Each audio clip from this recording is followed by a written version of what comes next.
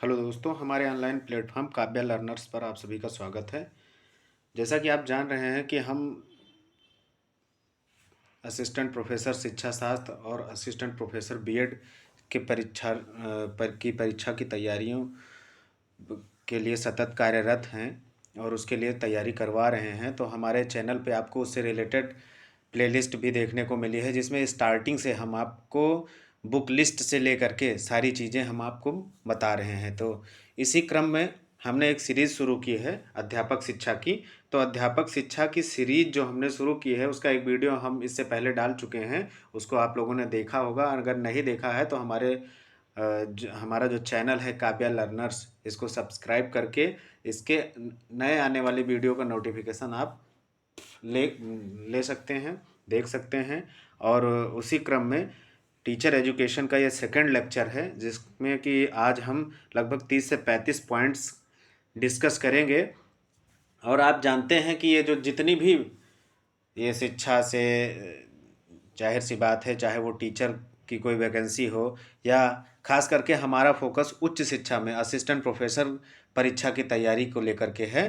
तो उसी क्रम में ये हमारा उसी सीरीज अध्यापक शिक्षा टीचर एजुकेशन सीरीज का ये दूसरा लेक्चर है, जिसमें कि हम 30 से 35 पॉइंट्स को यहाँ पे डिस्कस करेंगे। तो आइए चलते हैं। पहला पॉइंट है हमारा, राम मूर्ति कमेटी ने जिला शैक्षिक एवं प्रशिक्षण संस्थानों डायट जैसे district institute of education and training की स्थापना की अनुशंसा की थी।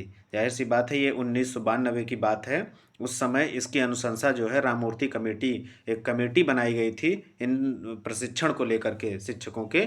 तो उस पर इसने इसकी अनुशंसा की थी कि एक डाइट बनाया जाए जहाँ पे हर जिले में एक डाइट हो और वहाँ पे जो है शिक्षकों को सेवा पूर्व और सेवाकालीन प्रशिक्षण दिया जाए। नेक्स्ट है, दूसरा है राष्ट्रीय शिक्षक आयोग प्रथम का गठन 1983 में किया गया है। तो ये फैक्चुअल चीज़ें हैं, ये फैक्ट हैं और ये आपसे विभिन्न परीक्षाओं में पूछे जाते हैं, तो इसको ध्यान रखना आपके लिए ज़रूरी है। ऐसे हम ये जो दूसरा वीडियो है हमारा पार्ट 2 है टीचर एजुकेशन का, ऐसे लगभग टीचर एजुकेशन के हम आपको कम से कम 200 से 400 पॉइंट जो है हम आपसे डिस्कस करेंगे विभिन्न ऐसे छोटे छोटे वीडियो के माध्यम से। तो आप हमारा जो है चैनल सब्सक्राइब कर लीजिए, जिससे आपको नए वीडियोज के नोटिफिकेशन मिलते रहें और आप इन जो ये हम महत्वपूर्ण तथ्य आपके सामने रख रहे हैं इनका लाभ उठा सकें। नेक्स्ट है अगला तीसरा पॉइंट है, राष्ट्रीय शिक्षक आयोग प्रथम का अधिकार क्षेत्र विद्यालयी शिक्षक तक सीमित था। जो शिक्षक आयोग पहला बनाया गया था स्टार्टिंग में, इसका जो क्षेत्र है ये स्कूल एजुकेशन तक, विद्यालय के जो शिक्षक स्कूल टीचर तक ही ये सीमित था। नेक्स्ट है अगला चौथा पॉइंट है, राष्ट्रीय शिक्षक आयोग प्रथम का गठन डीपी चट्टोपाध्याय की अध्यक्षता में किया गया था। इसका गठन जो है वो श्रीमान डीपी चट्टोपाध्याय थे, उनकी अध्यक्षता में किया गया था। नेक्स्ट है सिमुलेटेड सोशल स्किल ट्रेनिंग, सूक्ष्म शिक्षण का परिवर्धित रूप है, यानी कि बदला हुआ ये इसका रूप है सिमुलेटेड सोशल स्किल ट्रेनिंग, ये सूक्ष्म शिक्षण का ही एक बदला हुआ प्रारूप है। नेक्स्ट है अगला है छठा पॉइंट है, प्रोजेक्ट विधि व्यक्तिगत अनुदेशन पर बल देती है। ठीक है, यानी कि पर्सनल डायरेक्शन की बात करते हैं प्रोजेक्ट विधि में की जाती है। नेक्स्ट है एनसीएफ 2005 का मुख्य सूत्र क्या था, लर्निंग विदाउट बर्डन, यानी कि बिना बोझ के शिक्षा। इसका मुख्य उद्देश्य क्या था कि बच्चों को वो ऐसी शिक्षा दी जाए, यानी बस्तों के भार को कम किया जाए, जो स्कूल बैग्स थे उनके भार को कम किया जाए। ऐसे कुछ महत्वपूर्ण बातें उसमें थी कि और बच्चे को ज़्यादा साइकोलॉजिकली रूप से उसको बहुत ज़्यादा गृह कार्य न दिए जाए कि आपको इतना कर खिलाना है, या स्कूल में ही रुचिपूर्ण शिक्षा इंटरेस्टिंग एजुकेशन देने के लिए ये किया गया था कि लर्निंग विदाउट बर्डन। नेक्स्ट है शिक्षक का प्रथम कर्तव्य छात्र के प्रति है, यानी कि जो भी टीचर है उसकी मेन ड्यूटी, उसका मेन जो प्राइम ड्यूटी होती है, वो फर्स्ट प्राइम ड्यूटी जो है वो छात्र के प्रति है, यानी कि चाइल्ड सेंटर्ड एजुकेशन होना चाहिए। आप बच्चे के अनुरूप शिक्षा दें। बच्चे का अनुरूप इन द सेंस ये है कि उसकी मन स्थिति क्या है, उसकी शारीरिक क्षमता क्या है, उसको ध्यान में रखते हुए उससे शिक्षा उसे मतलब शिक्षा दी जाए, उस शिक्षण कार्य उस कक्षा में किया जाए। एक समावेशी ढंग होना चाहिए, समावेशी विकास को ध्यान में रखते हुए बच्चों को शिक्षा दी जाए। कोई कमज़ोर है शारीरिक रूप से मानसिक रूप से, तो उसको भी उस कक्षा में सम्मिलित करते हुए एक औसत शैक्षिक माहौल बनाया जाए। ठीक है, और ऐसा जो है शिक्षक ही किसी भी छात्र को और कुछ भी उसको ज्ञान देना है, तो अगर शिक्षक सही तरीके से ट्रेंड है, यानी कि अगर वो ट्रेनिंग लिया हुआ शिक्षक है, तो वो साइकोलॉजिकली उसको जो है मोटिवेट कर पाएगा और उसको अच्छी शिक्षा बेहतर ढंग से दे पाएगा। नेक्स्ट है, अगला पॉइंट है, शिक्षण में इंटर्नशिप की अवधारणा का अर्थ है कि छात्र अध्यापक को विद्यालय के निर्देशनाधीन एक पूर्णकालिक शिक्षक के रूप में कार्य करना होता है। जैसे आप लोगों ने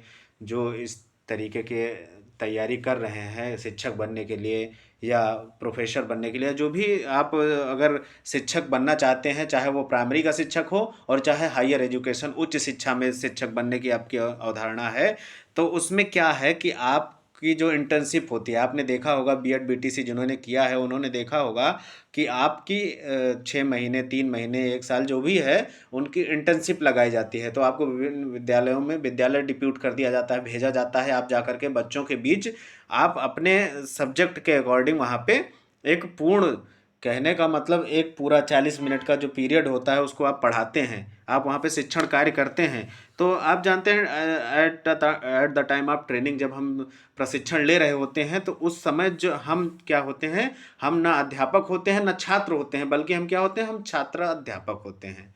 ठीक है, यानी कि हम सीख रहे होते हैं तो हम छात्राध्यापक कहलाते हैं। तो वो छात्राध्यापक को क्या होता है, को विद्यालय के निर्देशन में, जो विद्यालय आपको डिप्यूट किया गया है वहाँ के डायरेक्शन में आपको एक पूर्णकालिक शिक्षक के रूप में कार्य करना होता है, फुल टाइम टीचर के रूप में आपको कार्य करना पड़ता है जब आपकी इंटर्नशिप चल रही होती है। नेक्स्ट है, अगला है 10वां जो पॉइंट है, टीएलएम।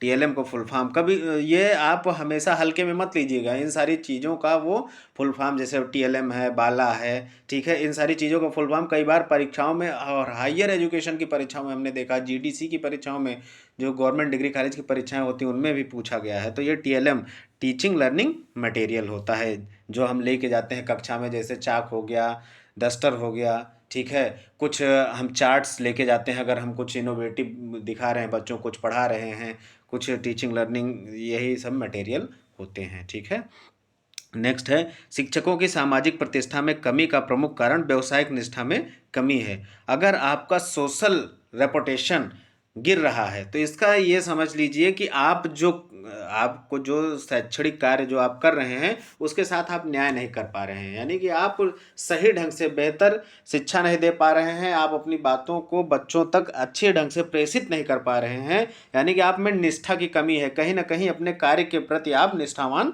नहीं हैं, इसीलिए आपकी सामाजिक प्रतिष्ठा घट रही है। नेक्स्ट है, अगला पॉइंट है 12th पॉइंट, प्रशिक्षण शिक्षा का अभिन्न अंग है। जो ट्रेनिंग है, ट्रेनिंग बहुत ही ज़्यादा महत्वपूर्ण है, ये आपके एजुकेशन का एक बहुत बड़ा, बहुत इम्पॉर्टेंट पार्ट है। अगर जो प्रशिक्षित है, एक ट्रेंड और एक नॉन ट्रेंड टीचर में बहुत ज़मीन आसमान का अंतर होता है। आप देखिए, जो ट्रेंड टीचर होता है वो सिस्टमेटिकली सारी चीज़ें करता है, कैसे ब्लैक बोर्ड पे खड़े होना है, कैसे बच्चों को डायरेक्ट करना है, किस समय किस चीज़ का प्रयोग करना है, ठीक है, बच्चों को साइकोलॉजिकली कैसे उनकी बातों को जानना है, वो क्या किस समस्या में है, ये सारी चीज़ें जो होती हैं एक ट्रेन टीचर ही समझ सकता है। जो अनट्रेंड है, जिसको ट्रेनिंग मिली ही नहीं है, वो क्या समझ पाएगा, वो बस जो अपना कंटेंट है उसको पढ़ाया, आगे बढ़ गया। तो ये चीज़ें होती हैं, प्रशिक्षण जो है वो बहुत ही आवश्यक है। नेक्स्ट है, अगला और बहुत महत्वपूर्ण है कि सूक्ष्म शिक्षण में एक समय में केवल एक ही शिक्षण कौशल का अभ्यास किया जाता है। जो माइक्रो टीचिंग होती है उसमें क्या होता है कि एक टाइम में हम केवल एक अपनी स्किल को वहाँ पर डेवलप करते हैं, जैसे प्रस्तावना कौशल, उद्देश्य कौशल, इस तरीके के कौशल, जो डिफरेंट डिफरेंट टाइप के कौशल होते हैं उनका डेवलपमेंट हम करते हैं। तो माइक्रो टीचिंग में एक टाइम में एक ही कौशल का डेवलपमेंट, एक ही कौशल का जो है प्रैक्टिस की जाती है, अभ्यास की जाती है, किया जाता है। नेक्स्ट है, अगला है, NUEPA का मुख्यालय नई दिल्ली में है। तो NUEPA का जो फुल फॉर्म है, national university of educational planning and administration. कभी कभी बहुत बार इसको मैं आपको एक वीडियो बनाऊंगा और उसमें आपको बताऊंगा बहुत सारे जो ऐसे एजुकेशन से रिलेटेड जो फुल फॉर्म्स हैं, यहाँ से आपको हर प्रश्न पत्र में आपको 1 से 2 क्वेश्चन जरूर देखने को मिलेंगे। तो एक फुल आपको मैं वीडियो बना के दूंगा जिसमें आपको सारे फुल फॉर्म जो हैं वो आपको मैं बताऊंगा। ठीक है, तो NUEPA का फुल फॉर्म है national university of educational planning and administration. इसका मुख्यालय जो है नई दिल्ली में है। नेक्स्ट है अगला 15वां पॉइंट है सूक्ष्म शिक्षण का भारतीय प्रतिमान 1982 में 1982 में एनसीईआरटी द्वारा विकसित किया गया। जो माइक्रो टीचिंग का जो हम मॉडल है, इंडियन मॉडल है, वैसे मॉडल तो फॉरेन में बहुत पहले आ गया था, लेकिन इंडियन मॉडल है वो 1982 में एनसीईआरटी ने डेवलप किया था। अगला है 16वां पॉइंट है एनसीईआरटी के वर्तमान डायरेक्टर। तो इसमें हमने पहले लिखा था ये डॉक्टर श्रीधर श्रीवास्तव थे, जो कि इंचार्ज, इन्हें चार्ज दिया गया था। ये कोई परमानेंट नहीं थे, लेकिन अब जो है परमानेंट बना दिए गए हैं डॉक्टर दिनेश प्रसाद सकलानी, ये एनसीईआरटी के वर्तमान में डायरेक्टर हैं। नेक्स्ट है अगला पॉइंट है, इससे पहले मैं बता देता हूँ आपको, इसमें हमने ऊपर लिखा है best book for teacher education. अगर आपको अच्छे से अध्यापक शिक्षा को बहुत अच्छे ढंग से पढ़ना है तो आप जीसी भट्टाचार्य जी की एक किताब आती है टीचर एजुकेशन की, उसको ले लीजिए और एकदम बहुत अच्छे ढंग से उन्होंने उसमें बताया है। तो आपको उसमें बेसिक से ले करके और बहुत अच्छी अच्छी नॉलेजेज आपको वहाँ से मिल सकती हैं। जो खास करके हायर एजुकेशन की तैयारी करते हैं उनके लिए बहुत बढ़िया बुक है। नेक्स्ट है ह्यूरिस्को का अर्थ है मैं खोजता हूँ। ह्यूरिस्टिक मेथड आपने पढ़ा होगा, ठीक है, खोज विधि। तो खोज विधि जो है ये इसका ह्यूरिस्को का मीनिंग जो है, उसका मीनिंग ही है ह्यूरिस्को का सर्च आउट करना, यानी कि खोजना। मैं खोज रहा हूँ, खोजता हूँ। नेक्स्ट अगला पॉइंट है पूर्व प्राथमिक स्तर के लिए अध्यापक शिक्षा पाठ्यक्रम प्रारूप की प्रस्तुति राष्ट्रीय शैक्षिक अनुसंधान और प्रशिक्षण परिषद एनसीईआरटी के द्वारा सन 1970 में की गई। जैसा आप जानते हैं 1961 में एनसीईआरटी की स्थापना की गई और उसके बाद 1970 में क्या है कि पूर्व प्राथमिक स्तर के लिए अध्यापक शिक्षा पाठ्यक्रम प्रारूप की प्रस्तुति एनसीईआरटी ने की थी। अगला पॉइंट है माध्यमिक स्तरीय अध्यापक शिक्षा संबंधी 1 वर्षीय पाठ्यक्रम में मात्र 20% समय सैद्धांतिक पक्ष के लिए निर्दिष्ट करने की संस्तुति NCTA national council for teacher education के द्वारा की गई है। यानी कि अगर आप माध्यमिक स्तरीय शिक्षा संबंधी अगर जो पाठ्यक्रम है उसमें क्या है कि 20% समय केवल सैद्धांतिक पक्ष के लिए दिया गया है, बाकी 80% क्या है आपको ट्रेनिंग करनी है। 80% टाइम जो है आपको पढ़ाने में व्यतीत करना है, अपने इंटर्नशिप में अपने स्किल्स को डेवलप करने के लिए ये दिया गया है। बाकी केवल 20% समय जो है आप थियरी में लगाएंगे, बाकी सारा 80% समय जो है आप प्रैक्टिकल में लगाना है। नेक्स्ट है उच्च माध्यमिक स्तर पर शैक्षिक और व्यावसायिक जैसी 2 पृथक धाराओं को अध्यापक शिक्षा पाठ्यक्रम में स्थान दिया गया है। जब आप हायर उच्च माध्यमिक स्तर पर जाते हैं यानी कि 11-12 को पढ़ाने के लिए, तो वहाँ पे क्या होता है कि शैक्षिक और व्यावसायिक जैसी 2 पृथक धाराएं, 2 एस्पेक्ट्स हो जाते हैं वहाँ पे अध्यापक शिक्षा पाठ्यक्रम में, और इन दोनों को यहाँ पे स्थान दिया गया है। नेक्स्ट है समाकलित उपागम में समग्रतावादी मनोवैज्ञानिक सिद्धांतों का अनुसरण किया जाता है। जब हम किसी चीज़ को एक कंपाइल कर रहे होते हैं समाकलित उपागम में समग्रतावादी मनोवैज्ञानिक सिद्धांतों को, जो ग्लोबल लेवल पे जो साइकोलॉजिकल एस्पेक्ट्स हैं, जो साइकोलॉजिकल थियरीज दी गई हैं, हम उनका अनुसरण करते हैं। यानी कि हमारी जो परिस्थितियां हैं, उस जिस माहौल में हम टीचिंग कर रहे हैं वहाँ तो है ही हैं चीज़ें, लेकिन जब हम सब चीज़ों का एक कंपाइलेशन करते हैं, समाकलन करते हैं, तो वहाँ पे हम एक ग्लोबल जो सोच है, जो वहाँ एस्पेक्ट्स हैं, उनको हम वहाँ पे उनका अनुसरण करते हैं। अगला पॉइंट है राष्ट्रीय शिक्षा नीति 1986 में अध्यापक प्रशिक्षण के लिए एक पृथक वर्ग की आवश्यकता पर बल दिया गया। यहाँ से 1986 में जब नई शिक्षा नीति आई, राष्ट्रीय शिक्षा नीति, तो यहाँ पे अध्यापक टीचर के ट्रेनिंग को लेकर के एक अलग सेक्शन बनाने की बात जो है वो 1986 के जो एजुकेशन पॉलिसी आई थी उसमें की गई थी। अगला है, और ये डाइट का फुल फॉर्म यहाँ पे है। बहुत लोगों को लगेगा कि बहुत आसान चीज़ है ये, लेकिन कभी कभी क्या होता है कि हमारे माइंड में वो जो आसान चीज़ें होती हैं ऐसे क्वेश्चन हम गलत करके आ जाते हैं। तो आपको इसका फुल फॉर्म भी पता होना चाहिए।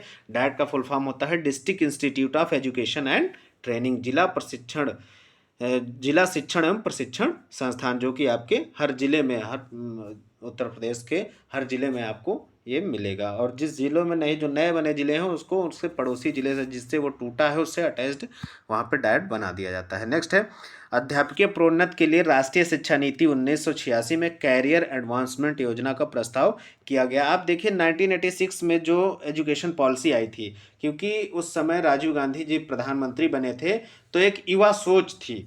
एक युवा सोच के तहत उन्होंने बहुत सी ऐसी नई चीज़ें की जो कि पहली बार हुई थी हमारे देश में। पहली बार बहुत सारी चीज़ें जो है वो इम्प्लीमेंट की गई राजीव गांधी जी के द्वारा, जो कि उस समय प्रधानमंत्री थे। युवा सोच थी। इंदिरा गांधी की 1984 में हत्या कर दी जाती है, उसके बाद राजीव गांधी जी प्रधानमंत्री बनते हैं। तो 1986 में उन्होंने बहुत बदलाव ऐसे किए थे और बहुत अच्छी अच्छी चीज़ें उन्होंने की थी। उन्हीं में से एक था कि अध्यापक प्रोन्नत, जो टीचर की कहने का मतलब जो प्रमोशन होगा उसके लिए जो है कैरियर एडवांसमेंट योजना इन्होंने एक प्रस्तावित की थी। नेक्स्ट है शिक्षण कार्यशालागत अभ्यास को उच्च माध्यमिक या व्यावसायिक स्तर एवं धारा के अध्यापक शिक्षा पाठ्यक्रम के लिए जरूरी माना गया है। शिक्षण कार्यशालागत अभ्यास यानी कि जब आप टीचिंग कर रहे हो उस समय अलग अलग ट्रेनिंग कैंप लगा करके उनको प्रशिक्षण देना उच्च माध्यमिक और व्यावसायिक स्तर एवं धारा के अध्यापक शिक्षा पाठ्यक्रम के लिए जरूरी माना गया कि आपको बीच बीच में सेवाकालीन प्रशिक्षण जो है मुहैया अध्यापकों को कराया जाए, जिससे उनमें एक नए इनोवेटिव जो आइडियाज आ रहे हैं वो विकसित हों, ठीक है, और वो अपने शिक्षण कार्य को और बेहतर ढंग से कर पाएँ। नेक्स्ट है अगला पॉइंट है एक दक्ष अध्यापक या अध्यापिका के प्रति छात्र प्रेम व्यवहार का प्रदर्शन करते हैं। समुदाय के द्वारा वह प्रशंसित होता है और साथियों के द्वारा भी संप्रीति प्रदान किए जाते हैं। जो अगर कोई भी अध्यापक या अध्यापिका है वो अपने कार्य में दक्षता है, उसको आप अपने जैसे हम लोगों के यहाँ टीचर को गुरु, शिक्षक, आचार्य, मास्टर कहते नहीं, मास्टर है, ये अपने काम में मास्टर है। मास्टर का मतलब क्या होता है? मास्टर का मतलब होता है कि आप जो भी, जैसे आप साइंस पढ़ा रहे हैं तो साइंस का जो सब्जेक्ट, जैसे बायोलॉजी आप पढ़ा रहे हैं तो बायोलॉजी में आपको निपुण होना चाहिए अपने कंटेंट को लेकर के। वैसे आप जान लीजिए कि शिक्षा सतत सीखने का एक, कहने का मतलब शिक्षा जो है वो हमेशा आप अनौपचारिक, निरौपचारिक, औपचारिक रूप से हमेशा कुछ ना कुछ सीखते रहते हैं। लेकिन कम से कम आप जिस चीज़ को पढ़ा रहे हैं, जिस विषय को पढ़ा रहे हैं उसमें आपका कमांड होना चाहिए। बहुत हद तक नई चीज़ें जो आए वो तो भाई आपको भी सीखनी पड़ेंगी, लेकिन जितना आप पढ़ा रहे हैं उसको, इसीलिए क्या कहा जाता है, अध्ययन और अध्यापन, ठीक है। अगर कोई भी अध्यापक वो खुद पढ़ नहीं रहा है और बच्चों को पढ़ा रहा है तो वो उनके भविष्य के साथ खिलवाड़ कर रहा है, क्योंकि अध्यापन कार्य करने से पहले आपको उस विषय को देख लेना बहुत ही जरूरी है। कोई भी टॉपिक आप पढ़ाने जा रहे हैं तो उसको 5 मिनट पहले देखिए, 2 मिनट देखिए, या आज क्या, इसीलिए प्लान, लेसन प्लान तैयार किया जाता है, प्लान बनाया जाता है कि फला स्कूल में हमने टीचिंग की है 1-2 स्कूलों में, तो वहाँ पे बाकायदा आपकी डायरी होती थी, कल क्या पढ़ाएंगे उसको आज ही आपको लिखना होता है। जब शाम को छुट्टी हो जाती थी हम लोगों की, तो छुट्टी के टाइम उसके बाद फिर हम 10 मिनट बैठ के हम लोग प्लान तैयार करते थे कि कल की कक्षाओं में फला कक्षा में ये टॉपिक पढ़ाएंगे, फला कक्षा में ये टॉपिक पढ़ाएंगे। तो ये बहुत ही ज़रूरी होता है। कहने का मतलब जो है कि अगर एक दक्ष अध्यापक या अध्यापिका के प्रति छात्र प्रेम व्यवहार का प्रदर्शन, और तभी छात्र आपसे अटैच्ड होंगे, आपसे, कहने का मतलब उनका लगाव तभी बनेगा जब आप उनको अच्छी शिक्षा और उन तक सही चीज़ें प्रेषित कर पाएंगे। तो अगर आप अपनी दक्षता का प्रदर्शन कर रहे हैं तो छात्र छात्र का अटैचमेंट आपके प्रति होना स्वाभाविक हो जाएगा और समुदाय के द्वारा भी वो प्रशंसनीय होगा, ठीक है। सब लोग सराहना करेंगे कि भाई बढ़िया टीचर है, अच्छा अध्यापक है। अपने घर पे जा कर के भी बच्चे बताएंगे कि फला टीचर जो है वो हमारे फेवरेट टीचर हैं। आजकल तो बहुत ही ऐसी चीज़ें होती हैं कि छात्र जो है, लेकिन हमें इस बात का भी ध्यान देना है कि अपनी एक डिस्टेंस जो है मेंटेन करके रखनी है। शिक्षक छात्र जो संबंध है उसको हमें एक आदर्श रूप में स्थापित करना है। नेक्स्ट है अगला पॉइंट है व्यापक अध्यापक शिक्षा में अंतिम आयाम के रूप में अध्यापक शिक्षकों की तैयारी को भी रखा जाता है। जब अगर हम एक ब्रॉड एस्पेक्ट्स में सोच रहे होते हैं अध्यापक शिक्षा को, तो अंतिम आयाम में इनकी तैयारी को भी रखा जाता है कि आप जैसे किसी, वही जो हमने आपको अभी बताया कि अगर कुछ भी आप करने जा रहे हैं, कोई भी अध्यापन कार्य करने जा रहे हैं, कोई कुछ भी करने जा रहे हैं, तो आपकी भी कितनी तैयारी, आप कितने मानसिक रूप से, शारीरिक रूप से कितने क्षमतावान हैं, कितनी उस चीज़ को लेकर के आपके अंदर चीज़ें सही तरीके से विकसित हैं, ये जो है वहाँ पे देखने वाली बात होती है और उसको भी इसके अंदर शामिल किया गया है। नेक्स्ट है व्यापक अध्यापक शिक्षा स्वनिर्देशित अधिगम को भी महत्व देती है। अगर व्यापक तौर पे अध्यापक शिक्षा की बात करें तो ये अपने द्वारा निर्देशित अधिगम, यानी कि आप अपने डायरेक्शन में कैसे सीख रहे हैं, खुद को कैसे उन चीज़ों को आत्मसात करवा रहे हैं, ये भी महत्वपूर्ण होता है। नेक्स्ट है 29 पॉइंट है कौशलगत दक्षता को बनाए रखने के लिए शिक्षण अभ्यास आवश्यक है। जैसे आप टीचिंग कर रहे थे या मान लो आपने ट्रेनिंग ले लिया, बीएड कर लिया, बीटीसी कर लिया, उसके बाद क्या है कि आप टीचिंग का कोई प्रैक्टिस ही नहीं कर रहे हैं, साल बीत गया, 2 साल बीत गया, तो क्या होता है कि आप फिर वो चीज़ें ब्लंट हो जाती हैं और फिर आप ब्लैक बोर्ड पर खड़े होने में भी आपको हिचक होगी। तो इसलिए टीचिंग प्रैक्टिस को बनाए रखने के लिए बहुत सारे लोग देखते हैं आजकल शिक्षा का व्यवसायीकरण इतना उच्चतम स्तर पर है कि आप देख रहे हैं कि टीचर की जो कहना नहीं चाहिए, लेकिन अपना एक टीचर का इम्पोर्टेंस तो है ही समाज के अंदर, लेकिन बहुत सारे ऐसे स्कूल खुल गए हैं जो टीचर को इतना कम आंकते हैं, इतना कम वेतन देते हैं, फिर भी लोग पढ़ाते हैं। तो उसका सबसे बड़ा कारण यही है कि लोग ये सोचते हैं कि हमारी प्रैक्टिस में रहे, हमारी टीचिंग नहीं, तो पता चले कि हम जो जान रहे हैं वो भी भूल जाएं। तो इसलिए प्रैक्टिस बनाए रखने के लिए मजबूरी में बहुत सारे लोग जो है ऐसे कई सारे ऐसे स्कूलों में शिक्षण कार्य करने लगते हैं जहाँ पे उनको उनकी आय जो है बहुत कम है, वो अपना पालन पोषण भी नहीं कर सकते, इतनी कम आय वहाँ से होती है, लेकिन फिर भी लोग लगे रहते हैं क्योंकि उनकी जो स्किल है वो ब्लंट ना होने पाए, वो कुंद ना होने पाए, उसको वो एक सिस्टम में कंटिन्यूटी बना के रखें अपनी। तो इसलिए ऐसा है कि आपके लिए आवश्यक है कि उसको आप बनाए रखिए। नेक्स्ट है अगला पॉइंट है विषय वस्तु में अंतर्निहित संप्रत्यय के शिक्षण में कुशलता की प्राप्ति के लिए संकल्पनात्मक दक्षता जरूरी है। कोई भी आप विषय वस्तु है, कोई भी टॉपिक है, उसको आप पढ़ा रहे हैं और उसमें जो भी चीज़ें सम्मिलित हैं, जो भी उसमें कॉन्सेप्ट्स हैं, उनके शिक्षण में अगर आपको कुशलता, उसमें आपको सक्सेस होना है, कुशलता प्राप्त करनी है, तो उसके लिए एक संकल्प लेना पड़ता है। जैसे मान लीजिए आप साइंस पढ़ा रहे हैं, ठीक है, और या फिर हाई स्कूल के बच्चे हैं, उनका एक ग्रुप है 10 बच्चों का, 20 बच्चों का, उसको लेकर के आपने जब तक आपके मन में ये संकल्प नहीं होगा कि इन बच्चों को हमें परीक्षा पास करवाना है या फिर इनको एग्जाम में इतने नंबर लाने हैं या इसमें नॉलेज डेवलप करनी है, आपका एक संकल्प होना चाहिए। उसके बाद देखिए जो वो विषय वस्तु होगी उसके शिक्षण में आपको इतनी कुशलता नज़र आएगी, कहने का मतलब आप इतने स्किलफुल हो जाएंगे, बच्चों को भी ऐसा लगेगा, बच्चों को भी अच्छा बना पाएंगे, आप वहाँ उनको अच्छा गाइडेंस दे पाएंगे, अच्छी तरीके से उनके अंदर उन विषयों को आत्मसात कर पाएंगे और साथ ही साथ आप में भी उसमें निपुणता जो है वो आ जाएगी। अगला है नेक्स्ट पॉइंट है 31 नंबर अधिगम उद्देश्यों की उपलब्धि के बारे में जानकारी प्राप्त करने के लिए मूल्यांकन दक्षता अति महत्वपूर्ण है। जैसे कि जो आपके लर्निंग एम्स हैं उनकी क्या उपलब्धि हुई उसके बारे में अगर हमें जानकारी करना है तो आपको बच्चे का मूल्यांकन करना भी आना चाहिए। यानी कि इसमें भी बहुत सारे टीचर्स होते हैं, या ऐसा नहीं कहा जा सकता, क्या एक सीक्वेंस होना चाहिए कि आप जो है इवेलुएट कर पाएँ कि कौन सा बच्चा किस चीज़ में ज़्यादा माहिर है। जैसे हर क्लास में कुछ ऐसे बच्चे होते हैं जो मैथ में बहुत अच्छे हैं, कुछ साइंस में बहुत अच्छे हैं, कुछ इंग्लिश में बहुत अच्छे हैं, तो कहने का मतलब बाकी सब में एवरेज हैं लेकिन कुछ विशेष विषयों में बहुत अच्छे होते हैं। तो कहने का मतलब ये है यहाँ पे कि आपका जो लर्निंग एम होना चाहिए उसकी उपलब्धि, लर्निंग एम की अगर आपको उपलब्धि के बारे में जानकारी प्राप्त करनी है तो उसके लिए आपको कौन सा बच्चा कितना अच्छा लर्निंग कर पाया, कितना अच्छा उसमें अधिगम हुआ है, इसकी जानकारी कैसे होगी, उसका मूल्यांकन जब आप करेंगे। और मूल्यांकन का एक ही माध्यम नहीं होता कि आप उसका पेन पेपर टेस्ट लेकर के मूल्यांकन कर रहे हैं। मूल्यांकन के कई एस्पेक्ट्स होते हैं, उनको आप मौखिक रूप से या उनके और सारी चीज़ों को आप कंसीडर करके वहाँ पे इवैल्यूएशन की बात की जा रही है। नेक्स्ट है अधिगम एक अभिवृत्ति है जिसे विकसित करने के लिए अध्यापक अध्यापिका को छात्र के प्रति प्रतिबद्धता का प्रदर्शन करना आवश्यक है।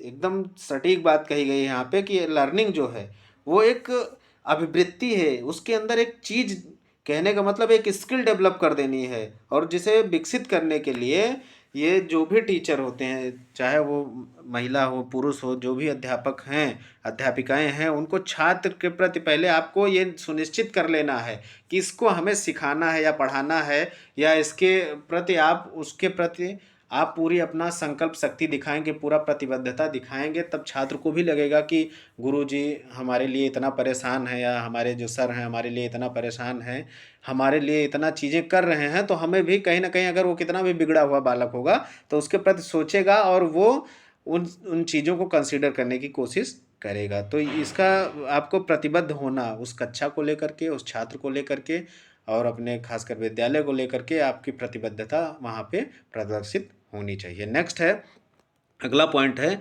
शिक्षण आजीविका में होने के लिए गर्व का अनुभव और आजीविकागत विकास की तीव्र आजीविका प्रतिबद्धता के आयाम है।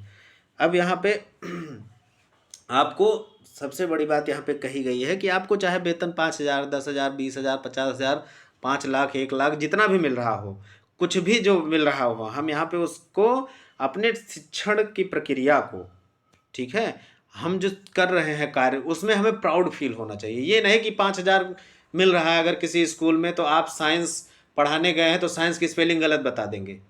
एक उदाहरण बता रहे हैं कि मतलब आप अपने शैक्षणिक कार्य के साथ न्याय करिए और पूरी प्रतिबद्धता के साथ वहाँ पे काम करिए, ठीक है। आपको क्या मिल रहा है ये डिपेंड नहीं करता है, आप किस तरीके से बच्चों को दे रहे हैं, क्या प्रेषित कर रहे हैं, ये सबसे महत्वपूर्ण है। और आप अगर अच्छी शिक्षण कार्य, अच्छा शिक्षक आप बनने की दिशा में अगर अग्रसर हो रहे हैं, तो इन फ्यूचर आपके लिए भी अच्छा होगा। ऐसा नहीं है कि आप बढ़िया शिक्षण कार्य कर रहे हैं तो बच्चों में एक पॉपुलैरिटी बनेगी आपकी, ठीक है, और आप जो है दिन ब दिन फेमस होते जाएंगे, प्रसिद्ध होते जाएंगे, और आप में भी इंटरनल कॉन्फिडेंस एक विकसित होगा, बूस्टअप होगा, फिर आप कहीं भी अच्छे शिक्षण संस्थान में अपनी सेवाएं दे सकते हैं। तो इसलिए आपको ये नहीं देखना है कि हमें 5,000 मिल रहा है, जो कि भाई जैसे कि ये हम वहाँ पे कोई मजदूरी तो करने गए नहीं हैं कि हमें ठेका ले लिया है कि 50 ईंटें चढ़ानी है तो इसके लिए हम इतना पैसा लेंगे। ऐसा तो हमारा कोई वहाँ पे टाई अप होता नहीं। हमारा क्या है, हमारा एक माइंडसेट होना चाहिए बच्चों के प्रति और अपने कंटेंट को लेकर के, कि हमें जो भी जानकारी बच्चों को देनी है सही देनी है और पूरी प्रतिबद्धता के साथ पढ़ाना है, ये होना चाहिए। इससे क्या होगा कि आपका आजीविकागत विकास जो है, जो हमने कहा कि आज आप 5,000 पे हैं और कब 50,000 पे पहुंच जाएंगे, आपको भी नहीं पता चलेगा, क्योंकि आपके कंटेंट और आपके द्वारा जो दी जा रही जो दिए जा रहे, जो अधिगम कराए जा रहे हैं बच्चों को, वो बहुत ही जो है सटीक और सुदृढ़ होंगे। तो ये तीव्र आजीविका प्रतिबद्धता के भी आयाम है। अगर आपकी स्किल बढ़िया है तो आपको अच्छे अच्छे संस्थानों से अपॉर्चुनिटी मिलेगी। नेक्स्ट है, और लास्ट आज का पॉइंट है कि शिक्षण कौशलगत पारदर्शिता कक्षा कक्ष निष्पादन से संबंधित है।